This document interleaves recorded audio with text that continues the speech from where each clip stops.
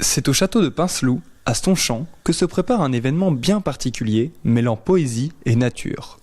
Soutenu par le parc régional de la Vallée de Chevreuse, le projet Trait d'Union propose une collaboration entre artistes-poètes de la maison Triolet-Aragon et jeunes élèves de la Fondation Le Nôtre, par le biais d'ateliers poésie.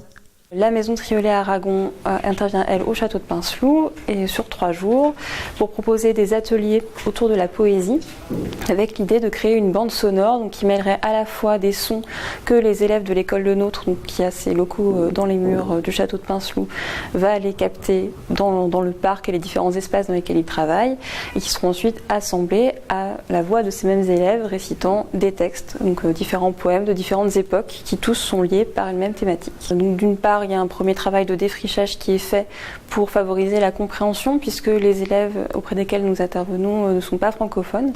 Ouais, c'est pas plus simple, mais j'ai appris. Sinon, c'est pas plus simple. Ça fait 1 an que je suis en France.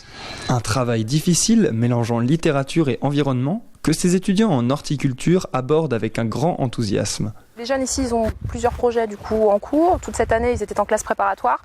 Ils ont donc beaucoup travaillé dans la serre, qui se trouve là juste à côté. Ils ont fait beaucoup de bouturage, de semis. Ils ont appris avec leur éducateur les différentes techniques. Ça leur permet à la fois d'être dans une position d'apprenant, mais aussi d'être vraiment acteurs dans la mesure où, par exemple, la prise de son en extérieur leur permet de montrer leur travail, les lieux qu'ils fréquentent. Ça a été plutôt positif. Les jeunes se sont montrés motivés, plutôt investis. Certains jeunes ont même mémorisé leurs poèmes, ce que je ne pensais pas au départ.